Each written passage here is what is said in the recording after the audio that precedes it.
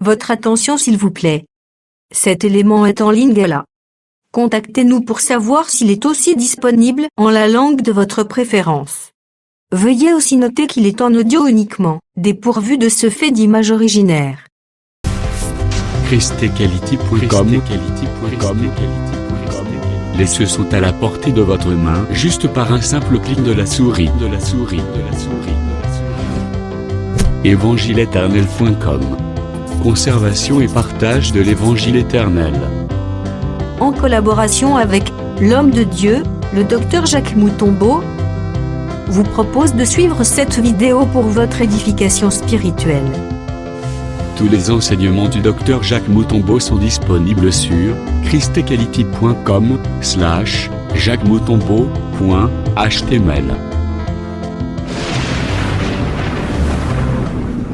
Bonne édification au nom de notre commun Seigneur et Dieu Jésus-Christ. Amen. Koloa pambola moko na biso.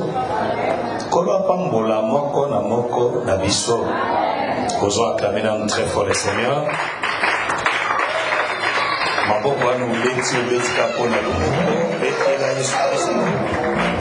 Maboko makasi. Azo mériter les acclamations, azo mériter le gloire, azo mériter la grandeur. Parce qu'en dehors naïe, ils avaient Moussoussou à Jarité. Tozui Marc chapitre numéro 5.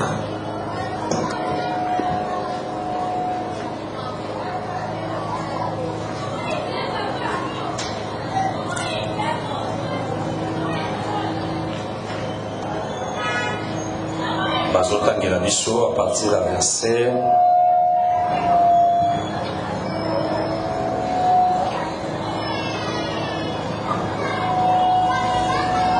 verset 28. Bakena moti la verset 30. Et puis bazuli biso verset 33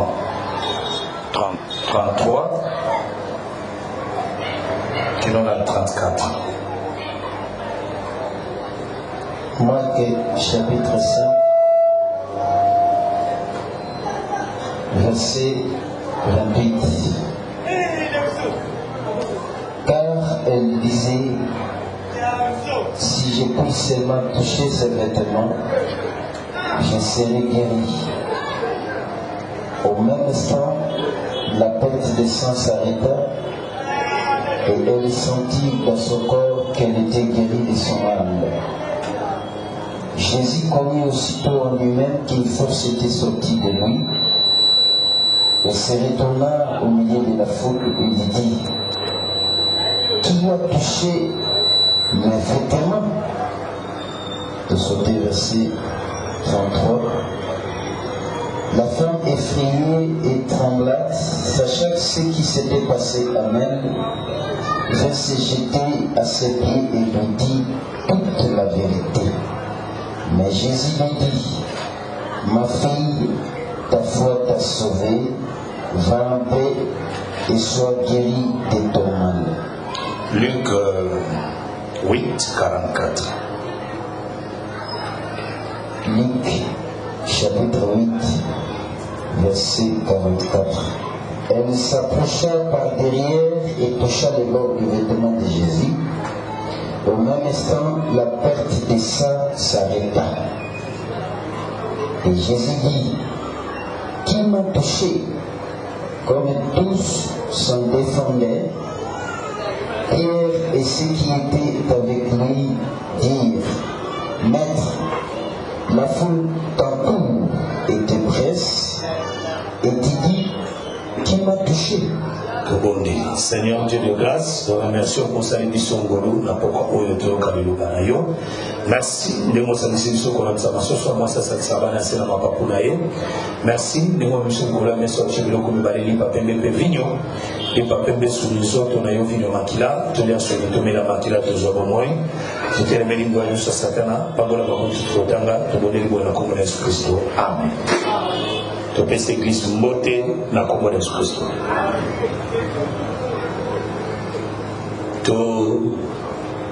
remercier Nzambe pour sa vie son boulot encore pour écouter sa parole. Nous croire que la parole a une grande bénédiction. La kati ya bomoya mokola moko na biso. Ça dit ce qui nous a simbi la parole, ce qui nous a marché la parole. La parole est comme un changement monene na kati ya bomoya na ye. Nous allons continuer la marche na biso sur qui m'a touché. Totali saki to lobaki ete Jésus azaki na barque. Objectif na ezalaki ke akita akoma na bord ya mai. C'est-à-dire na libongo. Tango akomi na libongo bato ebele bazingaki ye. Bato ebele bayaki komona ye. Nde na kati ya fulu wana moto moko na kombo Jairus, chef ya synagogue, asololaki na Jésus na tina ya mwana na ye ya mwasi azali kokende kokufa. Alusengi ye akende na ndako na ye po abikisa ye. Jésus abandi marche abandi kokende inde na kati ya nzela nde Jésus akutani na mwasi moko. Mwasi wana Jésus akutani na ye. Jésus azaki na kati ya foule. Mwasi wana bandaki kotanga makila pendant 12 ans. Abebisa bozwi na ye nyonso na maboko ya bamédecin, ata moko na bango te abikisa ye. Nde ntango amoni Jésus alobi soki nasimbi elamba na ye nakobikisama. E mbala moko ntango asimbi elamba ya Jésus asimbi yango na songe nango oyo tozobenga au bord du vêtement, na suka ya elamba. Ntango asimbi mbala moko makila na ye ekatani. Jésus alobi mutu moko asimbi ngai. Bayekoli balobi bato bebele bazolandala na bazosimba yo ozoloba qui m'a touché? Qui a touché mes vêtements? Bien qui m'a touché? Ozoloba kai loko moko. Jésus alobi a senti force moko ezalaki na kati na ye bimi ekei quelque part. Mbala moko mwasi wana ntango apprendre ke dossier na ye eyebani aye kovanda na makolo ya Yesu mpe ayebisi Yesu vérité nyonso. Jésus aye koyebisa ye ke ma fille ta foi t'a sauvé, va en paix ebikisama na mal na yo. C'est-à-dire il y a encore beaucoup de choses à parler à l'intérieur. Mais les autres tozali nanu kozonga place tosukaki mukie na bord ya vêtement. Nde sima par la grâce du Seigneur tokoya kolobela aye kovanda na makolo ya Jésus.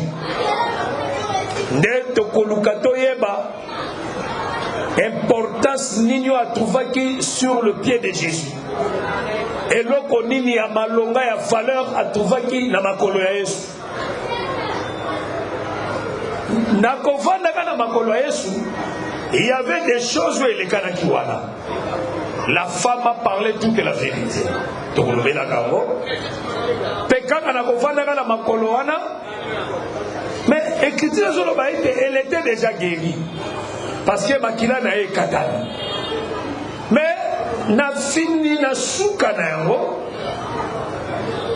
Jésus a dit ça moi si va en paix et bikisama na mal na yo. Il faut faire très attention. Amen. Amen. Quand yo déjà, même la femme avait senti qu'elle est déjà guérie. Mais Jésus n'a suka va en paix et bikisama na mabe na yo. Le mal. C'est comme si cette femme n'était pas encore guérie. difficulté à l'écriture ou le mot de confusion. Par la grâce du Seigneur, tu mais ça va si j'ai trouvé la réalité. Peut-être les dimanches, nous avons touché la voie. Sois guéri de ton mal. Bikisama na mabena yo. Amen. Parce que, écoute, maneti elo kwa mkia meza lite ya munene. Lite ya munene ya kusakanate. Quand ndenge évangile éternel ezak élastique. Et Robert a biso pata un mois ya kolobela, sois guéri de ton mal. Bikisama na pasi na yo to na mabena yo bikisama na. Mais les gens intéressés biso ezali été. La femme a s'approché auprès de Jésus. L'exhortation de cette femme était malade. Oui, bien la vie. Ce qu'on lui doit réussir, reconnaître dans l'état d'Ayozanamo. Amen. Et donc, pour ma rabattre, il a dit que Bazar qu'on reconnaître son état.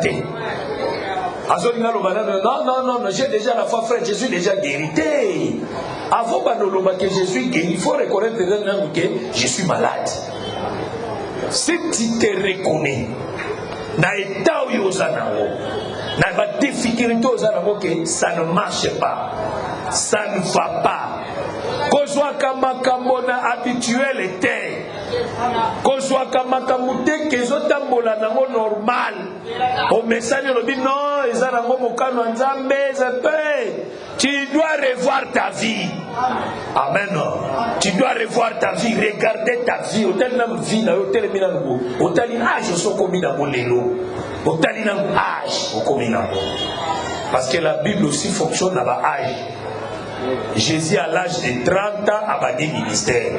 Pourquoi Baden a 28 ans? Pourquoi Baden a 29 ans? La Bible dit que la femme, il y a perte et à ça, a souffert de la maladie pendant 12 ans. Pourquoi comment il a 13 ans? Balobi moi soit Zalaki na Kunki, Abixamaki na 18 ans. Mais là, on est sur notre Zanatina. Amen. Et Zanatina, tu peux regarder ton âge, tu peux regarder ta vie. Tu peux regarder aussi l'environnement nayo. Kota la baninga botanga, kota la baninga bo évoluer na bango. Regardez aussi, est-ce qu'en toi il y a l'évolution? Est-ce qu'en toi il y a l'épanouissement? Est-ce qu'en toi vous allez la marque les pâtés? Parce que cette femme aussi a côtoyé les médecins, a coûté la peine à médecin. Ça a changé parce que l'écriture sur le été. Moi, la Bible dit que cette femme a bébisé qui bozuinaye na ba médecin moko na bango ta bikisa c'est-à-dire alors que na moninga pe mususu na mususu pe mususu na mususu pe mususu amekina manga ko data ce que musimba ke ine data ce côté musimba rien data ce côté musimba rien tout cela. Amen. Ce qui cette femme a se sentait qui a maladie mais elle s'approche vers Jésus. Souvent, si certains qui ont bon, médecin, c'est fini. Il faut tenter Tinasuka. Amen. Les Makatei. Moutoisa la foi, les Makatei, il avance. Les Makatei. Si on les simiter, continuer. On les simiter, continuer. On les simiter, continuer. Anna les Makatei. Anna mieba qui son état. Anaeba ketanaye kaza stérile. Amen. Aeba ketanaye ke na bota kate. Atani siko peni na muninga no azali ko mortifier ko nyokola ko faire souffrir ya lobi non. Je ne peux pas dormir. Amen. Je ne peux pas dormir. Je dois mon conscience doit être réveillée. Pour ngai pe batika pe ko tchola ngai. Batika pe ko minimiser ngai. Talangala zoe bisayo ke kozwali pamboli epesaka motema esengo. Kozwelo ko moko bona vie na yo o banda ko luka depuis kalozwaka te o ko memelo stabilité na valeur epesaka esengo. Amen. Amen. Tout ça nous écriture moko la Genèse. La sepela kota la version en amiki. La zone écriture la Genèse.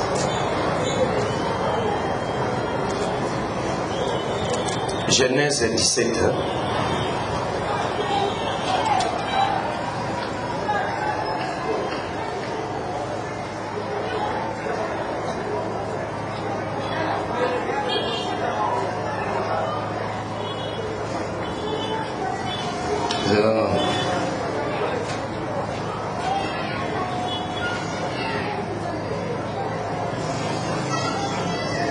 Non, Genèse 21. Genèse 21. Batangeli biso 7. Genèse chapitre 21, le verset 7. Elle ajouta: qui aurait dit à Abraham? Sarah, Qui aurait dit à Abraham?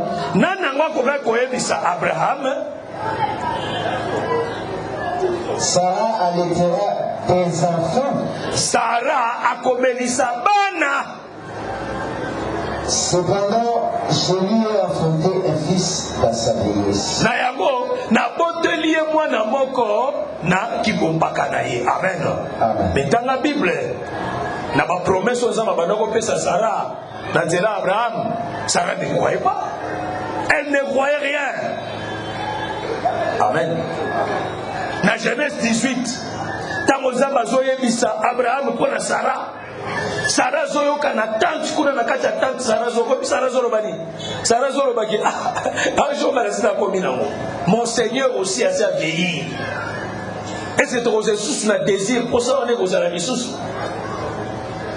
C'est que Sarah elle-même reconnaît qu'elle n'enfantait pas. Voilà pourquoi il dit à Abraham que non. Ngala moni kobota na ngeko za soutenir soit Agar. Soit Agar. Soit Agar, abotelo atabana. Abotelo atamwana. Soit Agar. Mais les jours yo Sarah boti, les jours Sarah boti. Amen. Abi, alors abi, nana wa koyebisa Abraham.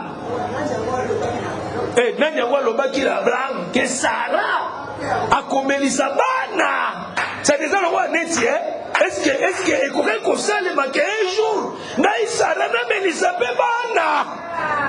Amen. C'est-à-dire, quand il y a Isaac, il y a Sarah, il y a une consolation pour sa caractère. Il y a une consolation. Il y a anima kenga Sarah na koka komelisa bana. Akitiza lobi ke no, tandis que na boteli e mwana na bompaka na ye. Amen. Tala. Tu dois te révolter. Si ça ne marche pas, oser, il y a qu'à franchir les obstacles. Si ça ne marche pas, oser. Amen. Si ça ne marche pas, oser. Oui, puis la femme de distinction, la Synamite. Oui, puis d'abord, Elisa, je vais essayer qu'elle dit que non. L'année prochaine, tu auras un fils. Ne trompe pas ta servante. Quand trompe servante na yote parce que ba douleur wana sa yoka mo mingi. Asa yoka mo ebele. Amen. Ne trompe pas ta servante. Kokosa servante na yote. Amen. Tant que l'option est kichwa. 2 Rois chapitre 4, verset 8. On l'occupe place sur ma première voix. N'appelez sur verset rapidement. 2 Rois 4. N'a pas aussi maintenant un élément où il y a mutu à m'y comprendre. Parce que quand il y a mutu à comprendre la place na yo.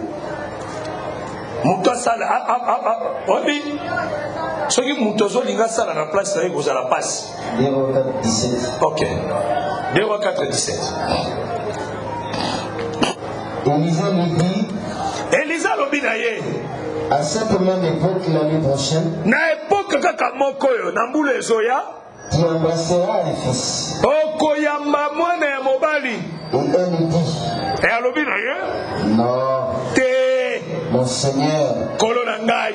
homme de Dieu, Mutu na Nzambe. ne trompe pas ta servante. Koko sa servante na yo te. Amen. Amen. Amen. Amen. Atele pesa face moabita mutu na Nzambe. Te. Koko sa servante. servante na yote parce que Lisa atalaki alobi eloko nini ya malamu toko koselela mwasi oyo tolobele pas roi tolobele pas le chef de l'armée Géasi alobi elle n'a pas des enfants. Amen. Parce que nous croyons que moto akoki komema secret na yo pas nzambe ezalaka Géasi. C'est Géasi qui connaît notre profondeur. Géasi qui connaît notre difficulté. Amen. Amen. Géasi qui connaît nos problèmes. Parce que lorsque Kamou Singaï, prophète, a yébité, mais Géasi a yébi. Fils n'a yébi. Et pareil, nous comprenons que prophète c'est Dieu lui-même, mais disait, Géasi c'est le Saint-Esprit qui connaît nos problèmes. Qui connaît nos problèmes. Et à son profondeur na biso. C'est-à-dire que nous avons pas problème. Nous avons pas difficulté. Yo salela nzambe bolamu, yo salela nzambe bolamu. Makambo nzamba zo bongisa pona yo yebite. Pourtant Élisée na Géasi bazo solola, la sainte femme n'était pas là. Yo continue à faire la nzambe bolamu. So vous osser la nzambe bolamu, vous osser la nzambe bolamu. Vous osser la nzambe bolamu parce que koyaka no sambu ils appellent la nzambe bolamu. Ko contribuer na musala nzambe ils osser la nzambe bolamu. Ko participer na makambo nzambe ils osser la nzambe bolamu. Makambo ko sala ma secret yo yebite. Oh baba na ko solola kuna à ton sujet yo yebite. Amen. Yo yebite. Yo yebite. Yo yebite oye bano lekana yekuna na lobelo boy yoka c'est habité azana mwana te précision petangu Elisa ebi ayebisi Géasi appelle là taba bengi aye taba lobele likamwana alobite que toi tu es menteur te ayile ko ebise ke na souffra na eloko likam blague te.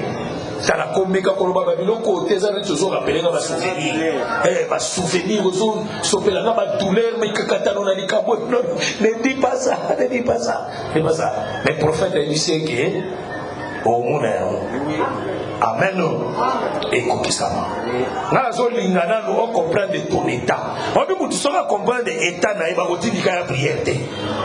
Amen. So ko ebe tana ozana ngo babika katana ozana ngo ba souffrance ozana ngo okima kilitete. Po ozana bo senga ete nkolo aya enkolo yo oye pa nkolo kola sala musala na kacha bo moina yo. So ki mutazo ki ma prière, c'est comme si elle est déjà bien. C'est comme si problème bo eza. Tena ça pas otalo na mizu. Nzaba okelo la ndona pa na siko ozana ngo ko igoite. Amen. Amen. Cette femme s'est approchée auprès de Jésus. Na pensé musuzu koya pembeni ya Yesu ezaleti mwaso azu ya l'église. Parce que Jésus c'est la parole. Azaleti azu ya l'église. Mutu nyonso azu ya l'église na likanisi ya lobiko akozwa yango. Na likanisi ete na bika na problème na zanango, na situation na zanango. Tala, il y avait des gens, il y avait l'obstacle.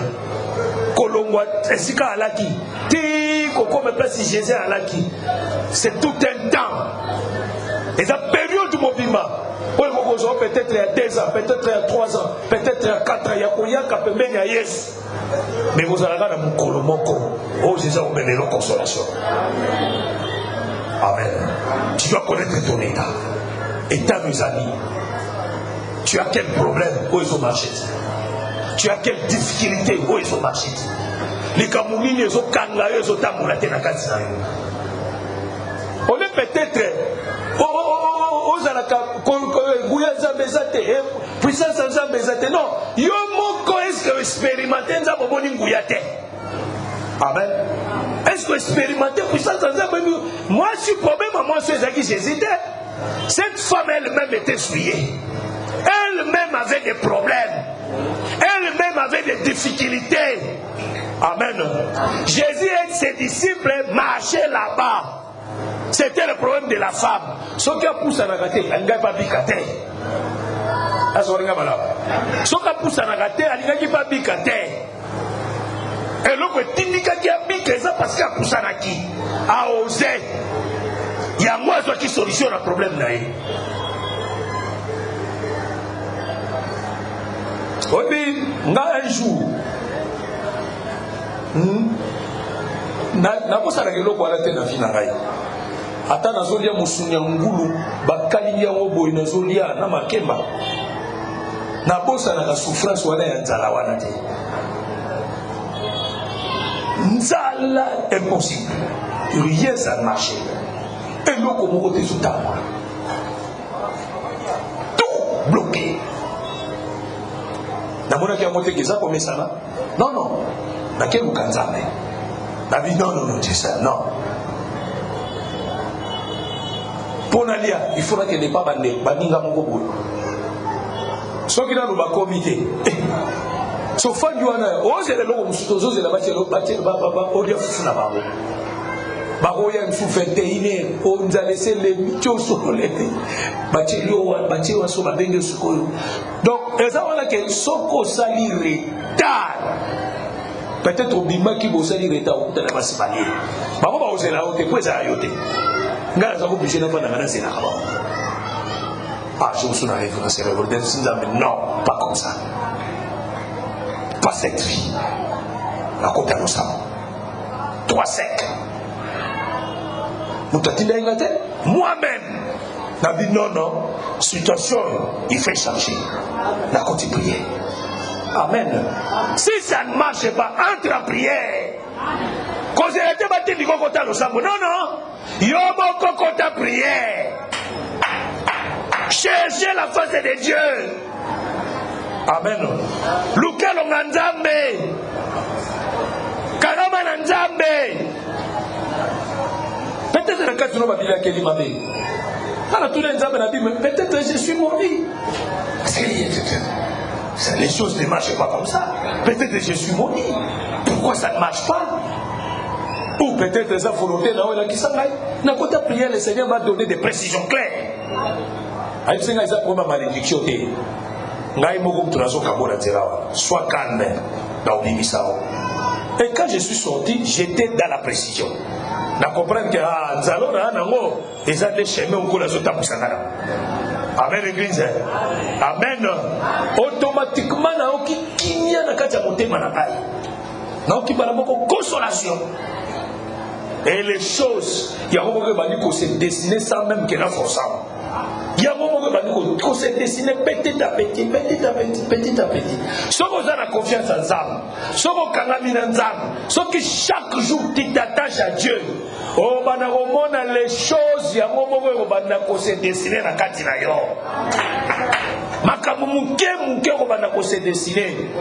Les choses soient formées la Katinayo. Oh, qui difficile et comme facile. Petit à petit. Il y a un problème, les amis. Comment toucher Jésus? Ça, c'est ça le problème. Parce que le qui toucher Jésus, c'est croire à la parole. Marcher dans la parole. Vivre dans la parole.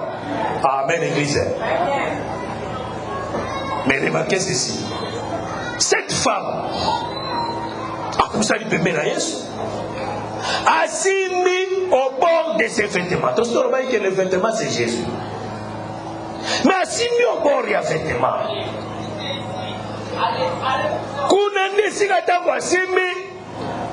Au même instant, Makila Naye est Katani. Donc, si le sang, c'est le péché. Ça parlait de la sueur qui était dans la femme. Les sangs aussi parlent aussi des problèmes, des difficultés. Parce qu'en réalité, Makila wano eze impurité na kati ya mwasi ezo empêcher ye aza na contact na mututé. Est-ce que vous avez malade? Au la péché na yo. Ma relation est un problème. Ma contact nous m'a bé. Attends muta promettre yo mboma pesa yo te. Aux apésants l'assurance va l'assurance pesant que noté. En tout cas cette fois-ci ndenge to solo libo na kozwa mbo. Mais après quand boyango moko obano benga mutu téléphone fermé. Obano benga mutuboye.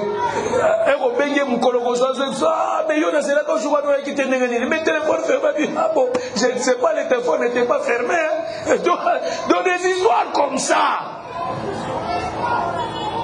Parce que quand on a bakila moi soana et bloqué là qui est ma relation. Et bloqué là qui est mariage parce que mon bal yako kolanda été na makina na nzoto. Et même ça qui m'a kamuna idioso. Tu dois regarder ta vie. Amen. Où ils ont marché, où ils ont tabouraté. On l'a lu là, on l'a lu là, on l'a lu. Mais me poser des questions. Me poser des questions sur ça. Bataille ces questions. Pourquoi Simba qui est au bord du vénément? Des gens ont le docteur Solobaki Amo déjà que c'était l'huile, c'était comme ça. Mais nous continuons la marche. Amen. Nous continuons la marche parce que l'évangile éternel, c'est l'évangile à profondeur.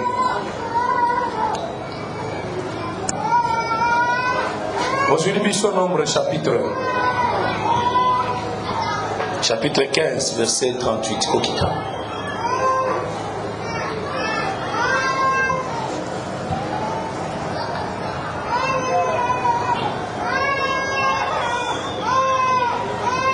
Nombre chapitre 15, le verset 38. Parle aux enfants d'Israël. Moïse a Israël. Et dis-leur qu'ils s'effacent. Et Yebisa Bango, Bamisalela. De génération en génération, ils le frangent au bord de leur vie. En tout cas, on s'est fait la malobo. De génération à génération. Ça veut dire, ici dans la Bible, il y a seulement deux générations. De génération à génération. Bassa la frage. Frage, Jézali. Nase elamba, Nasukawa. Nasuka elamba boye. Otongi susu eteni mususu elamba na se. Amen. Bon neti boubou n'est-ce pas? Boubou ya basi wana na se na ngoti. C'est ça na ba boubou mususu o mona ngo couleur likolo ezali bleu mais na se rouge. Ba che moi frage moko ya muke boye na se na ngo. Aswa lobi na bana Israël nyonso bo misalela. Donc bon misalela ezala basi ezala mibali bon misalela moi eteni moko elamba na se ya bilamba na bino nyonso ezala mibali ezala basi. À d'autres termes ba israélien bayebanaki na elamba na bango. Amen. Bayebanaki o aza israélien o aza israélien te eso linga malama bayebanaki. Amen. Qui t'a fait? Et qui met un cordon bleu sur cette femme. C'est-à-dire, ce qui va salir frage wana, bakocha cordon ya bleu. Na frage wana, na se ya ilamba wana, bakocha cordon ya bleu. Quand vous verrez cette frange, tango bino bokomona ka frage wana, vous la regarderez. Bokotalaka yango. Et vous vous souviendrez de tous les commandements de l'Éternel pour les mettre en pratique. Bokobanda kokanisaka bamibeko nyonso ya Yahweh. Pour les mettre en pratique. Pona kotia yango na misala. Et vous ne suivrez pas les désirs de vos cœurs. Bokolanda te baposa ya mitema na bino. Et de vos yeux pour vous laisser entraîner à l'infidélité. Na misu do baposa ya mitema na bino pe ya miso bobo memama te na kobunga na infidélité. Amen. Amen. C'est-à-dire na Israël ezala basi ezala mibali babanda kolata barobe na bango eza na bafrage na se en fil bleu.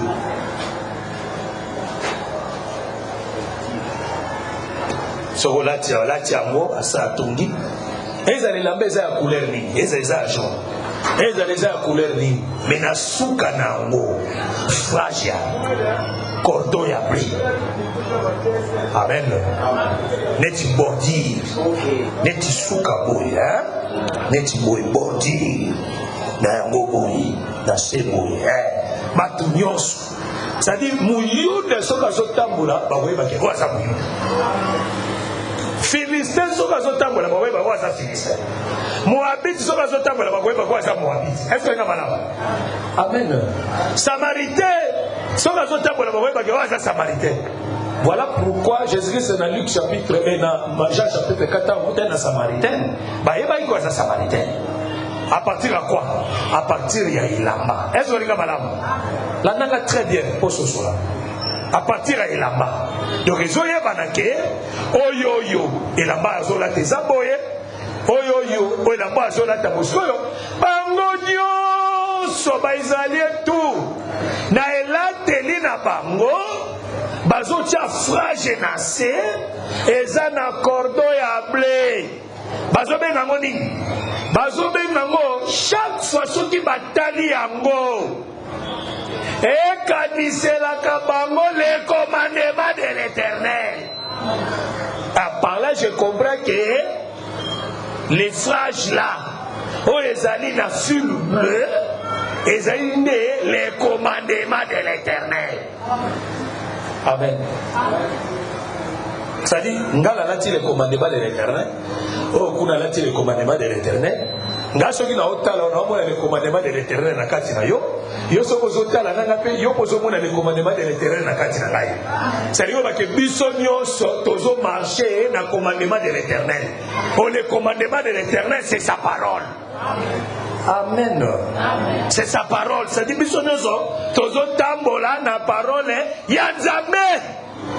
Na liloba na ye. Tu vois écrit le bili. Soko lingo yiba, soko lingo sala mabe. Soko lingo sala infidèle par rapport à la loi. Dès que talika ka frage wana était yomba la mo. Et puis soko yiba discuter. Amen. Parce que tu dis soko lingo sala désir ya motema na yo to ya misu. Dès que monika ka frage wana ya couleur bleue, tu ne pécheras plus. À ce que tu comprends que eloko etingi kaka mutu a péché, c'est la parole. L'idée yane etingi kaka mutu a sumukate. Omoni bato bazo sumuka pour la nini? Parce que bazala kanali lo banakata bamote ça dit bana Israël ne bazaigo wana. Atoza na 5 teni, atoza na 20, atoza na 30. Nyonso yo kola ke feza na fâche. Nyonso yo kolata il fait ça les à mon côté que otonga mon côté soko za na mo 20 nyonso les à la phrase si soko zo bima tu marches avec la parole, tu vis avec la parole, tu dors avec la parole. C'est moi que vie na biso ezali vie ya liloba na Nzambe. Amen église. Vie ya liloba na Nzambe. Obiso ki mutazo tabola na parole partout. Soka liga ka sumuka parole ne go rappeler. Donc il sait que non, ne pêche pas. Amen. Mais si vous voyez quelqu'un pêche, il persiste dans les péchés, il persiste dans le mal, c'est qu'il ne marche pas dans la parole. Mais oui. Mais oui. Mais oui.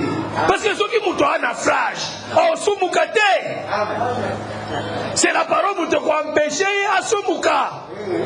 Mais si vous voyez quelqu'un marche dans la vie du péché et il ne manifeste pas le fruit de la repentance, c'est qu'en lui il n'y a pas le frage, en lui il n'y a pas la parole.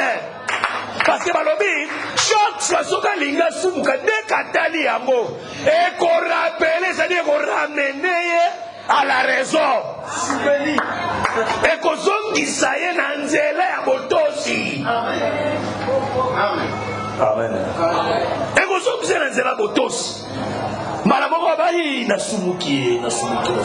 Moi nanzamba zela kati sumuki le loi sumuki le beso poazu aluka jour la repentance. Non. La vie de la repentance c'est la vie de chaque jour. Amen. Il y a un instant même. Oh mili kitaba mili kapu ya poudre babenga ngoni. Instantané. Que Dieu soit loué. Babenga on instantané, c'est-à-dire soko tiango na mai et traînera ko e panzana.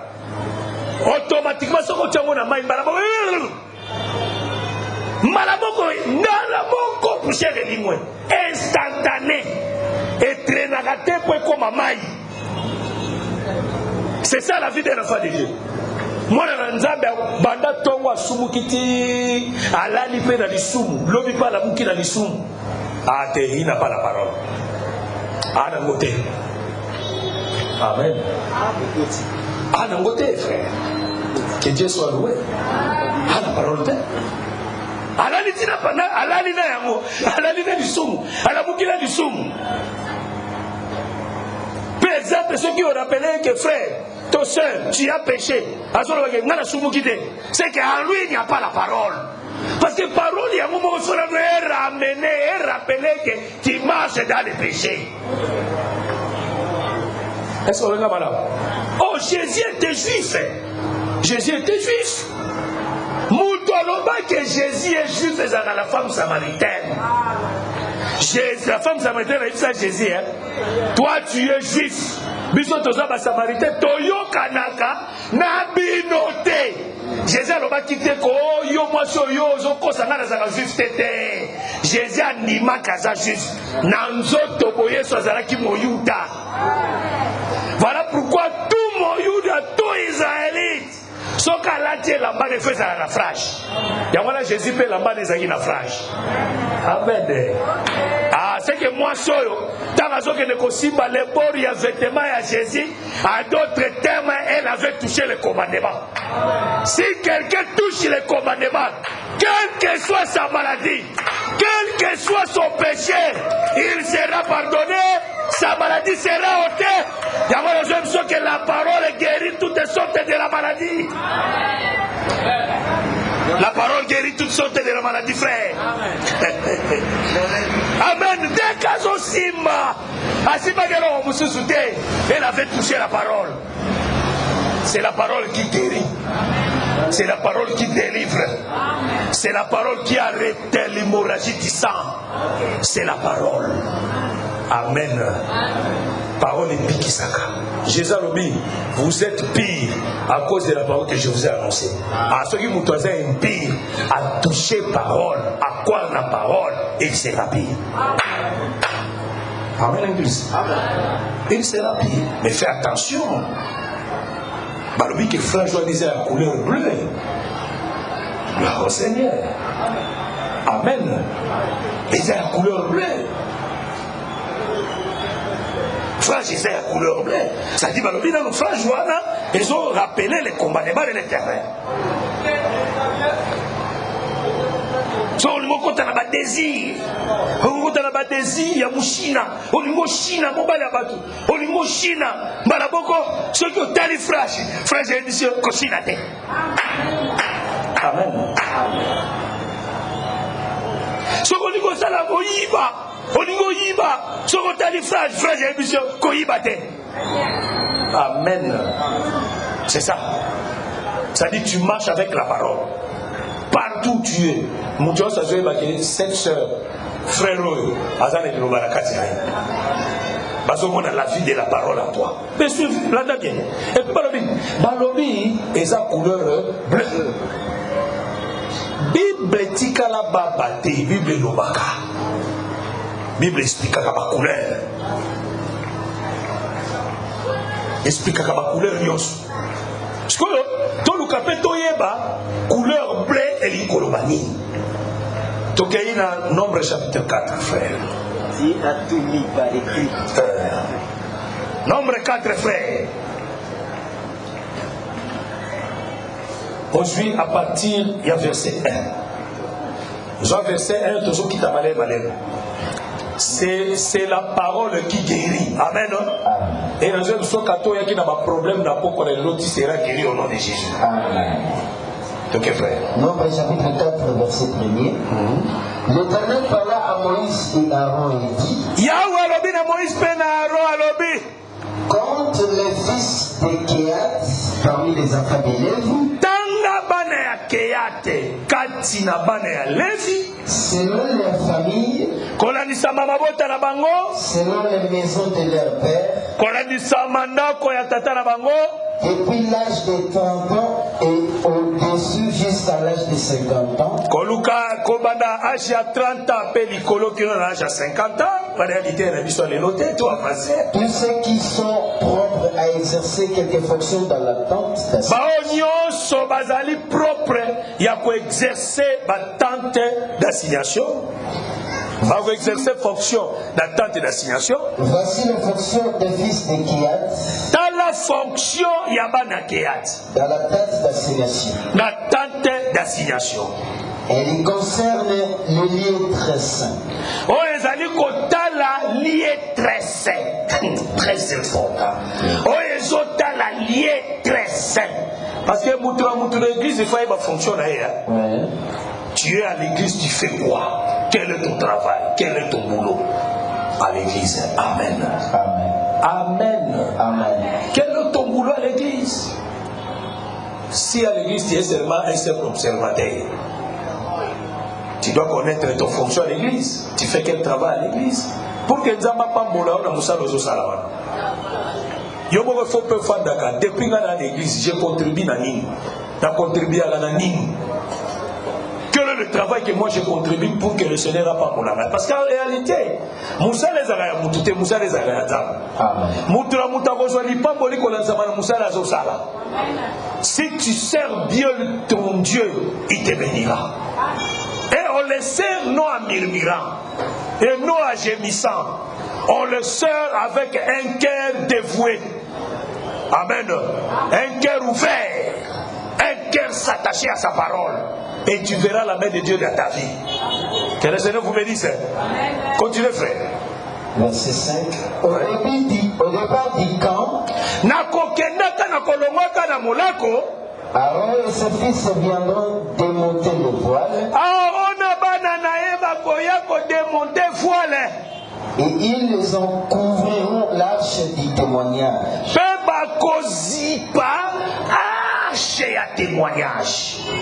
Ça veut dire, selon la loi, bateau bazaki na accès ya kokota na tabernacle na lieu saint, c'était les sacrificateurs.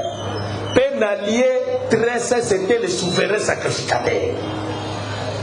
Or, na voya place wana na Exode chapitre 6, il y a côté sa généalogie à Lévi. Lévi abota ndenge nini? Est-ce que vous avez abota pas la ndenge nini? Pas ça la musala ndenge nini? Dès la kachwana de vous comprendre. C'est quoi? Le col à bana ya Keat. Bas musala babwezani. Aaron bakokota na bakozwa arche de l'alliance. Bakosala nini?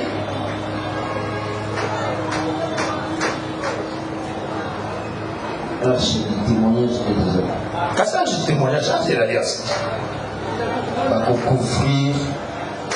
Et ils les en couvriront l'arche du témoignage. Bakozipa arche ya litatoni.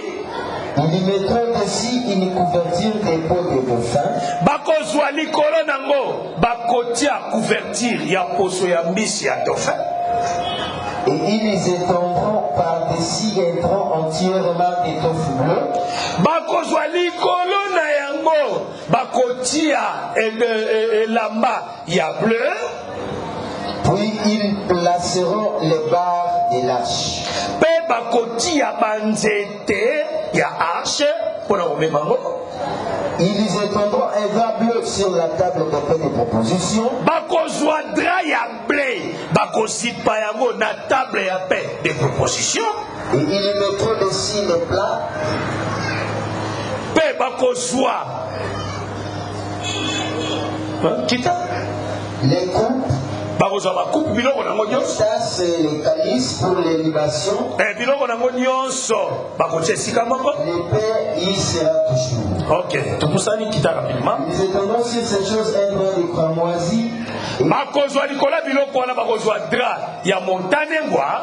Ils l'envelopperont d'une couverture de peau de dauphin. Bakozipa yango na couverture ya peau de dauphin. Biso toyebi mbisi ya dauphin, n'est-ce pas? Oui. Amen.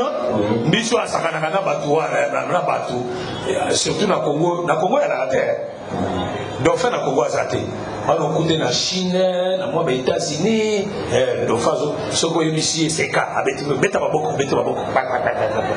Soko yebisi baluka 4 fois, baluki 4 fois. Les dauphins ont la moins intelligence à mon tour na kati na ye. Hein? Tout ça pour na tête, OK? Il prendra un drap bleu. Bakozwa drap après. Et ils couvriront le chandelier. Bakozi pas chandelier parce que yo fami wana ozomona kotango ezolekela autant. Omona neti eza embêtement ki ozoluka kaka sikana luka Jésus a guéri les malades. Mais zelo komona sika Jésus guérit les malades ici. Amen. Et pour lecture ozomona kotanga wana kilo. Kotanga wana nde lobiko eza na kati. Parce qu'on comprend des paroles de ceux qui m'attaquent chrétienté. OK frère. Ces lampes, ces mouchettes, ces vases ensemble. Les carangos rapidement frère. Et tous ces vases à lui destinés à son service. Qui t'a lancé? Il les mettra avec tous ces ustensiles dans une couverture de peau de dauphin. OK. Ils les passeront sur les brassards. OK. Ils étendront un drap bleu sur l'autel d'or. Ils l'envelopperont d'une couverture de peau de dauphin. OK. Puis ils placeront les barres de l'autel. OK. Ils prendront tous les ustensiles dont on se sert pour le service dans le sanctuaire. Et ils le mettront dans un drap bleu. Nyonso ozoko eza ba mateya, mettons les cas rapidement. Dans un objectif moi on poursuivre kuna. OK. Et ils les envelopperont d'une couverture de peau de dauphin, puis ils les placeront sur les brassards. OK. Ils ôteront les cendres de l'autel et ils les étendront sur l'autel un drap de pourpre. OK. Ils mettront dessus tous les ustensiles destinés à son service, les brasiers, les fourchettes, les pelles, les bassins, tous les ustensiles de l'autel, et ils les étendront par-dessus une couverture de peau de dauphin, puis ils placeront les barres de l'autel. Après qu'Aaron et ses fils auront achevé de couvrir le sanctuaire et tout. Simaya Aaron na bana na ye, basilisi koziba biloko wana nyonso. Les fils de Kehat viendront. Bana ya Kehat bakoya. Au départ du cas, na kolongwaka na molako pour les porter, pona kobema yango, mais ils ne toucheront point les choses saintes, bakosimba biloko esanto te, de peur qu'ils ne meurent. na kobakaka ete bakufa. Telles sont les fonctions des porteurs Wana nde mosala ya bamemi imposées aux fils de Kehat oyo baimpozaki bana ya Kehat dans la date d'assignation. na ema ya bosangani. Amen. Amen. Amen. Amen. Zwa écriture Exode 6 ndeska tozosukisa wana lelo. Exode 6.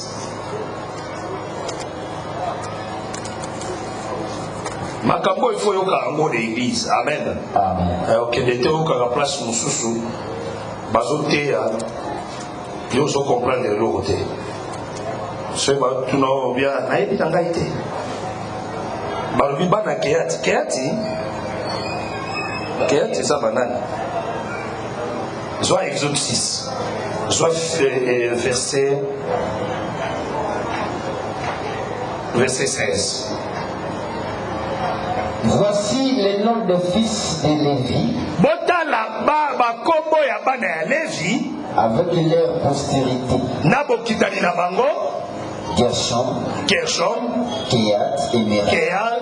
Kehat na Merari. Les années de la vie de Lévi fils de 137 ans. Amen.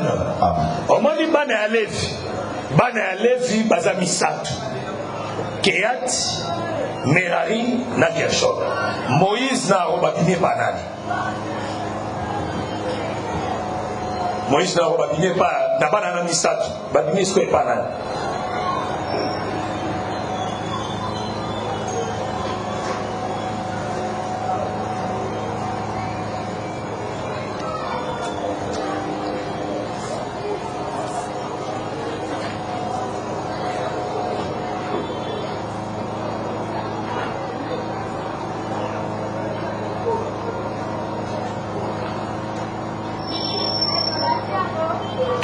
Verset 19 na 20. Papa déjà rendu de papa. Tangawa. Exode 6, 19 à 20. Fils de Merari, Bane ya Merari, Makli et Lushi. na Lushi. Ce sont là les familles de Lévi avec leur postérité. Wana nde bane ya Lévi na postérité na bango. Hein? Amram prit pour femme Jochebed, sa tante. Na bana wana misatu frère. Tozali banani, tozali na Gershom, Merari na Keati, n'est-ce pas?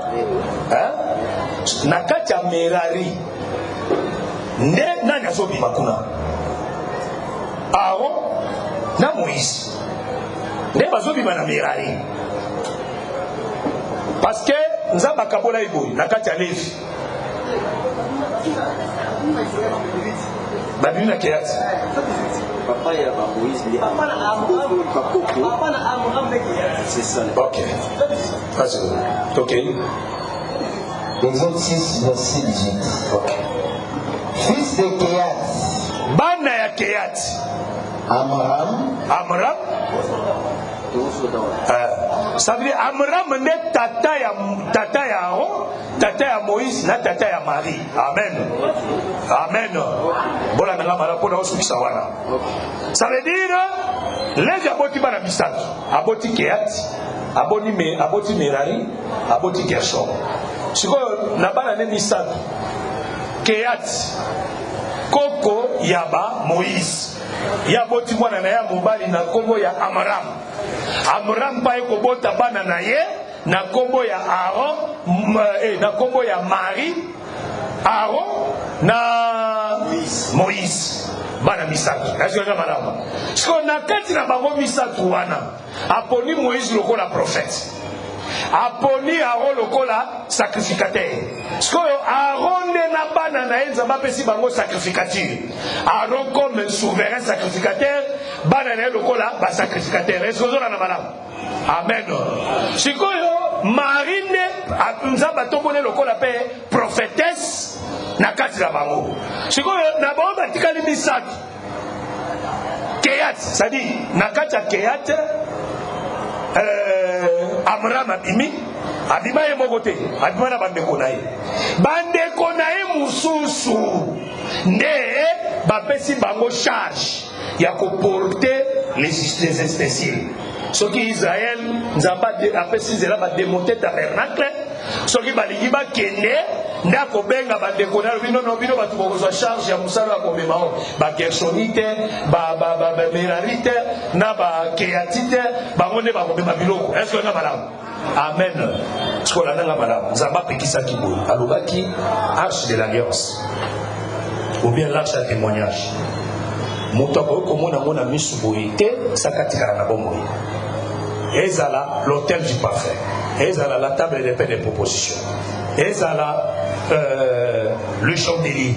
Moutabo mona mona misu boite. Soki moutabo mona misu akosala nini aokufa.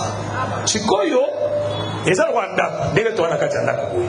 Biloko bakandi nyonso sikoyo balobi bato na droit ya komona biloko bazana na kati awa ezala ngai na bana tozana ba. Est-ce que ngama na? Sikoyo balobi ke muto komona arche peut-être cher ezaka ngai pour rideau ezali awa mutu mosusu akomona cher te banani bakomona bakiti bato bakomona bakiti ezalaka ba misusu nde bakomona bakiti esolinga malamu me ngai na droit ya komona cher ya komona mpe bakiti ese bona na malamu obo comprendre makambo oyo eza na Bible. Amen. Eza na Bible, c'est l'évangile éternel. Ebangaka kokota zamba te. Zamba nyonso soka koti ya kobimisa musuni balie babiki bameli makila. Amen. Po ndo elobi ke soki mutu ake na chasse kokanga nyama to ndeke akoya nango akoboma bato bakolia. C'est-à-dire tozondima ete kokota zamba eza kokota na kati ya baécriture. Tobangaka chasseur abangaka zamba te. So bomoni chasseur azobanga zamba aza chasseur te. Amen. Pe bato batikali na mboka bazala na esengo soki chasseur akoti na zamba akobima na nyama po bango balia. Yo kumisa nzambe po kala mingi te nyama zobima okolia okomela makila okomisa nzambe. Amen église. Sikoyo bato balibanda bapekisi bango balobi bokomona eloko na kati te mais baza na droit ya komema soki déplacement esalami asoka malamu siko na déplacement eza nini balobi lokola bango bakomona cher te sikoyo balobi aro et ses fils bakosala mosala bakocouvrir biloko wana mpo bakeyatiti bamerarite na bagershonite ntango bakoya komema biloko wana soki bamoni yango bakufa te. Amen. Bakufa te. Soza bapesa maele. Abi mpo bakufa te bokosa nini bokozwa arche wana bokosipa ngo pour les dauphins. C'est que pour les dauphins, tout d'abord les dauphins par rapport à Lévitique chapitre 11, c'est un poisson impur. Baza misi ya bino. Po azakana ba nageoire te. Oyebi nageoire. Thomson, oyebi Thomson. Ba matoyo bolongola ba Thomson. Oyo esalaka boye na mbisi yango bapeta ngo nageoire. Pe dauphin azalaka na ba ekai te. Ba ekai eza soko osombi nini njombo to nini oyo mabundu ozwaka mbeliti opikolaka babiloko wana elongwaka wana pakapaka nde babenga yango baekai to mbisi ya kongo ya sika so ozolongola yango sikoyo mbisi oyo azalaka nango te ezalaka neti bangolo eza nango na babiloko wana te ezala nango na baekai te eza te melanda sikoyo malamu mpona culturel toza kuna te me ya mibale balobi nini balobi ke bakozwa dra ya ble bakozipa bastencile wana de perike bana wana ntango bakoya komema yango bakufa te. Amen. C'est que loko ezali koempêche ete bakeyatite soki baye komema l'arche de l'alliance bakufa te eza de couleur bleue. Est-ce que malamu c'est-à-dire l'arche soki alati couleur bleue ato opusani pembeni na ye okufa eso te. Amen. Amen. Tolembi te. C'est-à-dire l'arche soki alati couleur bleue ata bapekisaki yo osimba ye te mais lokola alati couleur bleue yo osimba ye. C'est que no badini loi eloba eboye bakeyatiti bamerari bagershonite par rapport à tabernacle ce sont les étrangers bato baa na droit ya kokota kuna ya kopikela richesse eza na kati ya tabernacle Aaron et ses fils. Amen. Mais baétranger baa na droit ya komona yango mais soko étranger akumisa nzambe amema arche asimba arche akufa te il faut asala nini il faut bazwa dra ya ble bazipa arche tout d'abord nanu bazipa yango na nini na peau de dauphin so balati yango peau de dauphin après balati yango dra ya ble akufa sote lelo lolobela peau de dauphin olobela ngolo mais lelo lokola naza na objectif ya couleur bleu pour lobi na continuer mpe na couleur bleu pour akoya kofanda na makolo est-ce que nga malamu mais là na bien ça dit arche selon Nombre chapitre 10 arche lobelaka l'éternel Moïse tango basacristateur bazo soulever l'arche azoloba l'éternel lève-toi pour que banguna na biso bapanzana ceux qui nous haïssent près de la fuite nga nazondima ke yawe soki atelemi na bomoi na yo banguna na yo nyonso bakopanzana binabina oyo nyonso bakokima yango ntango bakosanaki liboma bafilistin bazwi l'arche bakekotisa ye na ndako ya Dagon na kati ya temple ya Dagon ntango bakoti na kati ya temple ya Dagon nzoka na kati ya temple kuna Dagon azalaki Dagon atelemi mobali ya ngambe ya bangaka te est-ce que malamu bazwi arche bakotisi baya na ntongo boye bakuti Dagon asali nini afukami. La Bible dit qu'à se prosterner et que quoi et que quoi herba na tongo tala na tout nos questions et que qu'on a bino oya na tongo kutie akumba yoko musimba na tout yoko musimba que qu'on a bino o musimba eta o sani o banga yaze keko libanga soki nzete to libende akumba bindeni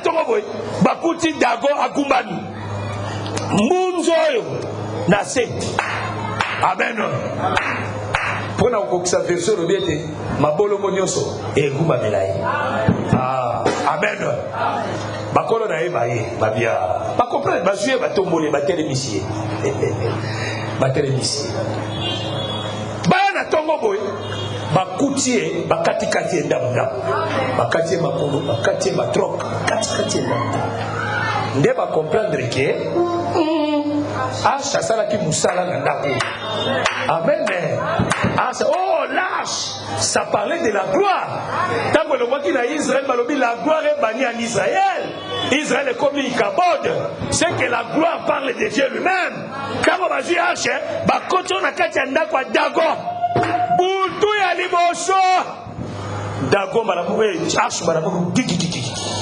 atelele ayebisi dago fukama mabolongo nyonso ekumbamela ngai nazoyebisa oke nguya nyonso eza na oyo etelemeli yo yesu soki aza na kati ya bomoi nyonso ekokumbama nyonso ekofukama afukami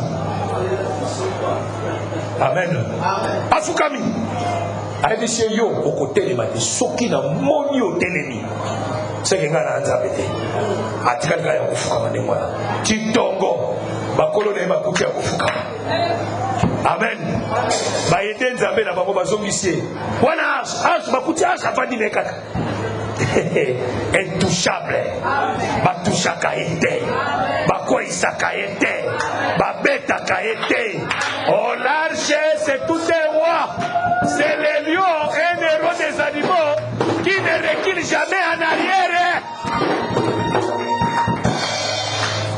mutu ya mibale Asha ye yo ofukama kiti nani azomisio nani ayemisio telema yo bituna te ke kwa kata biteni nani akataki c'est là que tu akataki akati kata yo po batele biso pe soute shit na yosale ma ya libela akati kati sefi ana prophétie ana maboko frère akati kati ye akwei aise toi on ko se soulever les sous terre na prophétie amen les gars n'attendent c'est la puissance de l'arche l'arche c'est Dieu lui-même l'arche c'est une force on zambe oyo azalaki privé mpona baétranger bakokoki komona ye te parce que aza na kati ya gloire na ye mopo baétranger basimba ye il faut nzambe wana alata couleur bleu soki alati couleur bleu étranger akoki koya kosimba ye soki asimbi ye akokufa lisusu te c'est que la couleur bleue c'est la grâce c'est que pour Dieu soit bikisa biso nzambe bikisa biso et falaka lata la couleur bleue tabazo lata la couleur bleue ça dit Dieu est venu dans la grâce soki nzambe aye na nzela ngolu osimbi ye okokufa lisusu te yango poso aza kotanga makila ntango atouche phrase oyo eza couleur bleue akokufa lisusu te elle est déjà sauvée dans je na poko la lelo soki osimbi Yesu si tu vis dans la grâce tu ne mourras plus tu ne mourras plus tu ne mourras plus ata babongiselaki oserkei ata babongiselaki olibulu ata basalaki nyonso tu ne mourras plus la vie de Jésus est à toi la force de la résurrection est à toi que le Seigneur vous bénisse.